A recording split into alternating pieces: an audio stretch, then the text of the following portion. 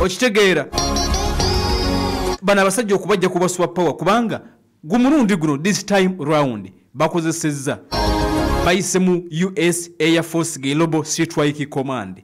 Omanye command kyetegeeza bayina zino zibayita ezikuba Middle East the Central Command the CENTCOM bazirina n'endala kakati eno Air Force Global Strike Command bwoba mpulidde bulungi era ng'omanyimuko kazungu akatono ng'akafa akeri ekasanda bwoba omanyi ekigambo global kitegeeza nsi. Yes, ekigambo global kitegeeza nsi. Kati buli wowulira US Air Force Global Strike Command Omumerika yateekawo command center eyo oba yateekawo enkambi y'amagye oba ekibinja mu bufunze ekibinja ekyo nga kya mubanga kyekivunaanyizibwa okuba ensi yonna. Amerika nga bajoga nti ye bajoga lwakuba nti bayinamu bagyewulira kubanga eno Air Force Global Strike Command singa babeera baagala okuba ensi yonna obusajja buno singa Omumerika aba ayagala okuba ensi yonna akozesa bano omanyi beetegeka babeera baagala okuba Iran bajja kukozesa CENTCOM Central Command babeera baagala okuba eri wansi mu Amerika bayina command tebeetaga ate kujja kunona byuma bino ebiri mu Middle East. Kati babeera bayitaga okuba ensi yonna Amerika ng'ayagala ensi agifukamize akozesa eno command bagiyita US Air Force Global Strike Command nakukuba kati byayinaawo ebyokulwanyisa ebiri mu US Air Force Global Strike Command ebyo birina kuba mu nsi yonna. Singa yagenda okuba nga wala ayagala kuba mu South America ayagala kuba eri mu Antarctica ayagala kuba mu New Zealand akozesa eyo command. Now ebyokulwanyisa bibeeraawo tebibeera bya bulijjo era bibeera bikuba wala yensonga lwaki nti aleese intercontinent agencies okugamba nti bagikubisa mu continents ez'enjawulo okwetoola ensi yonna. Kale mbeera bwetu bwegenda maaso nokulabika nti etambula okusinziira no ku Federation of American Scientists omuzingo genze maaso nokulabika nti gulonkingiddwa Abamerika bwe balonkinze omulala yeeyo Minuteman 400 Minuteman 3 guno gwakusatu nga baguleeta Intercontinental. Bagambye nti mu silos Colorado gye gufubutuse. Silos kitegeeza gye bagutereka wansi mu ttaka tegubeera kungulu gubeera mu silos baguzimbira enfo mwe gufubutuka eri Colorado endala eri Montana Nebraska North Dakota ne Wyoming. Gwina coverage ya miles yatuliriza kakaaga okusinziira ku bye tugenda maaso n'okuba nti munnange tulengera kakati Abamerika bagenze okola launch eno eri latest bamaze kutegeera nti abasajja bayitibwa Abarasha gye buvuddeko basazizzaamu babadde bateekateeka okulaunchinga RS-24 years ICBM nga baagala kukola kye bayita combat training. Abarasha babadde baagala kukola combat training era use Ukraine yagamba nti byetulengera intelligence y'aba Ukraine yagamba nti byetulengera Abarasha balina omuzingo omunene gwe baagala okuleka nti baleeta Amerika n'ekitegeera kakati Abarasha oluvannyuma ne bakisazaamu kati ye Amerika n'egamba nti nedda nyina okulaunchinga kati ate n'eggwanga etibwa China gye bavuddeko balaunchinze ICBM in fact gwabadde mwaka guwedde. Yes, omwaka ogwedde balaunchinga ICBM gye bayita DF-31 AG missile bagilaunchinga ng'eyolekera eryanyi eritibwa Pacific. Kati Amerika n'agamba nti musaaga agenze n'abwatula naye. Amerika abwatudde muzinga Minuteman 3 gubadde launched okuva ku Vandenberg Space Force Base e California. Vandenberg Space Force Base e California zibadde essaawa 6:1 Pacific Time kunako atuliriza olwokusatu bagambye nti US Air Force Global Command be bakibaddemu. Abamerika ne bategeeza nti omuzinga guno babadde bagusibyeko an armored Mark 21 re-entry vehicle era gusobodde okudduka kilometers zibadde mile 14,200. Yes, ekitundu ekiyitibwa Kwajalein Atoll Marshall Island gye gugenze ne gugwa eri mu liyanja eriyitibwa Pacific masekkati eyo gye bagutadde. Abamerika ne bawoga ne bagamba yes yeffe Amerika kati China toyina kyotugamba n'omurasha toyina kyotugamba. Bwekityo bwe kitambudde muzingo omunene ddala balina Minuteman 1 Minuteman 2 olwaleero bakasuse Minuteman 3. Abasajja bayitibwa Abamerika mu kyoyinza okulowooza nti arms race egenda maaso bavuganya wakati waabwe n'Abarasha kusa abasajja abo bayitibwa Abachina nga bwe tubirengera nga bwe tubiraba. Now kati omaze okuwulira Minuteman 3 Abarasha tebannabakasuka naye bateekateeka yo omuchina yamaliriza omurasha yabadde aleeta RS-24 n'agisazaamu but still intelligence y'Amerika egambye nti Abarasha tebali wala nnyo bagenda kuba baleeta essaawa yonna byakwevuganya. Abarasha bagenda kufirudinga bamaze in fact okufirudinga omuzinga nagwo nga gukuba nuclear obanga gusobola okusibwako nuclear. Amerika egambye ekitegedde nti Russia is introducing new nuclear tipped air-to-air defense missile. Bagala okola expansion okugazya amajega bagakozesa nuclear forces okusinza ku assessment ekoleddwa ekitebe ky'ebyokwerinda Pentagon Defense Intelligence Agency oba DIA y'Abamerika.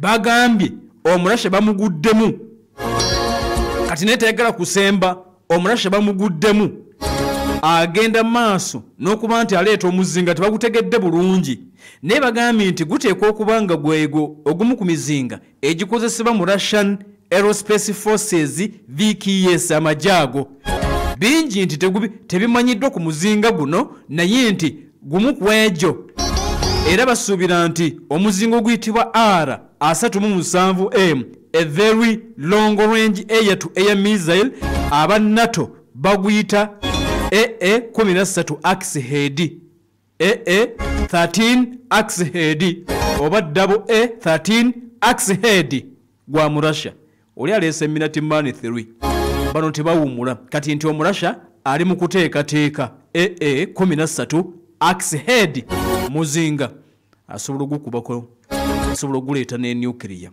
Kati ekitongole kye kya DIA Defense Intelligence Agency kitongole kya byokwerinda Pentagon bategeezezza okusinza ku assessment gye bakoze bagambye nti Abarasha buli kimu bakimaliriza mu nnaku ntono bagenda kuba bagufirudinga air to air missile bagenda kuba bagifirudinga akaseera konna. Report bwetu bwetegeezezza nti Abarasha baagala okwongera okuexpandinga nuclear forces zaabwe ate era ne capabilities omuli okwongeramu emizinga egy'omutawaana ne nuclear systems. Kitegeeza nti guno omuzinga singa gunaabeera fielded Abarasha bajja kuba basobola okugusibako nate ebyokuwanisa bikozesa amaanyi aga nuclear olera kitegeeza nti bajja kuba basobola bulungi bajja kuba bafunye platform endala okutuusa nuclear waabwe mu nsi ez'enjawulo. R-37 bagamba nti product eya Vimpel Missile Design Bureau be baagukola. Kampani gye bayita Vimpel Missile Design Bureau y'abasajja Barasha. Kampani eno yemu yegenda maaso n'okuba nti ekola zi heavy interceptor ez'ennyonyi eyitibwa MiG 3M A3 SM SU A3 Franka n'endala yemu ku kampani ezo. Ennyonyi ezo zikozesa emizinga egikolebwa kampani eyo ate nga zimu ku nnyonyi zisinga okuba ez'omutawaana akadde kano. Kati mu bitambula omuchina nga yamaliriza okuba nti aleeta ye gyayita DF n'agironkinga. Amerika nga amaliriza okuba nti alonchinze Minuteman 3. Kati superpower omulala asigaddewo ye Russia intelligence y'Amerika ng'eyita mu kitongole ekiyitibwa DIA Defense Intelligence Agency etegeezezza nti Abarasha essaawa yonna nabo bagenda kuba bayingizaawo omuzingo ogwo gubayise R-37 bagamba nti egenda kuba air to air missile system nga bwe tubirengera. Report in depth. New video today from Israel's military. claims to show... You tell us your side of the story. Your side of the story. Hamas has underground tunnels and basements, but they sure know how Pal to torture. FM News and your world. Behind every statement, there is a bigger story. Get the bigger and real story. This is Pal FM. Equal y'omuntu wa bulijjo.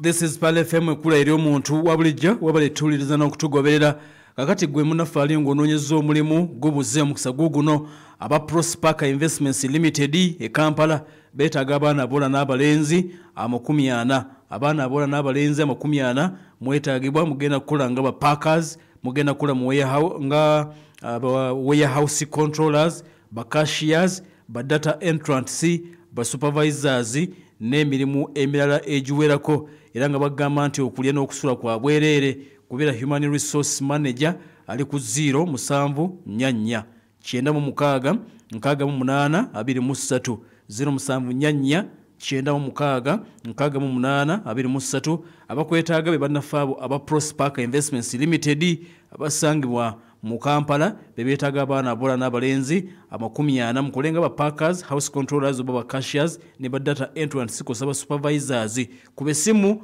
ng'omukisa gukyaliwo 07 nyanya 96 68 07 nyanya 96 68 23 ate nga nkujjukiza Modus Management Services nga bulijjo bali ku Bukoto ekizimbe ekiyitibwa Kamuli abakujjako Swesa opangisa gwe yakoyo kweguma n'abapangisa n'ekizimbe apartment baketofayo bakwasa ekizimbe okubanyiza ofune sente mudda atenga zawamu bali ku noti 559 7 noti 5 9 noti 7 5 5 Uganda Halali Bureau ekyo kitongole kivunaanyizibwa okwekennenya omutindo gw'ebintu bitukozesa nga biri halali okuli ebyokulya n'ebyokunywa kampuni bakuyita bagamba nti batuukire basobole okukakasa byokulya nga biri halali kusa April Kagolo watandikira Plot to the Gardens bulijjo bakujjukiza okukozesa ebyo byokebikakasiddwa nti biri halali kebira kyogula obanga kirimu akabonero aka Uganda Halali Bureau keetoloovu munda mu kkomulimu ekigambo halali kiri mu lulimi Luwarabu bali ku nooti nnya emunnya 23356 noti 558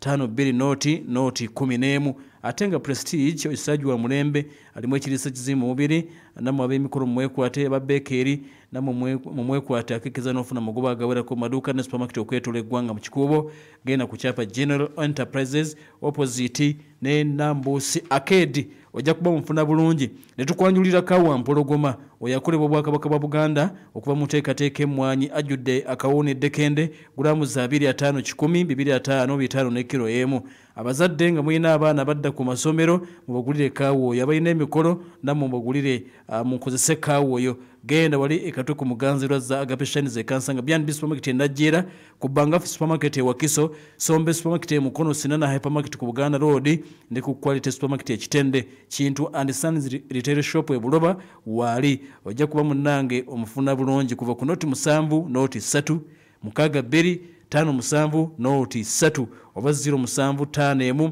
5 8 yes banafabo abakulira kawa mpologoma ojja kubaatu bafuna bulungi tukyali munda mu bisenge by'amakolero ag'entalo era tugenda koma tukongera amalala getulengera tugenda kuba tubikongera naye katono nnyo kasoke nkuwe Dr. Kayimano okuva mu Kayima Habo Center akunnyonnyole masanyalaze extra kiriwo masanyalaze 2-in-1 extra. Assalamu alaikum wa rahmatullahi wa barakatuh. Amanya nedobozi mpitibwa omusawo Kayima Abdul Jabbar okuva mu Kayima Habo Center abasangibwa ekawempe tula kirokole nga tujjanjabisa butonde na mere twabakoledde echupa gye bayita 2-in-1 masanyalaze 2-in-1 masanyalaze eyo erimu ekirungo kya zinc ne selenium ekigenda okubanga kiyamba gwo omwami okuwa embavu mu nsonga z'ekikulu ekigenda okuyamba gwo omwami okubanga osobola okuwangala n'okudda amangu eri gwangoli ngoli mu nsonga za feze ekikulu tewerabiranga bulijjo nakolera echupa eyo gye bayita 2-in-1 masanyalaze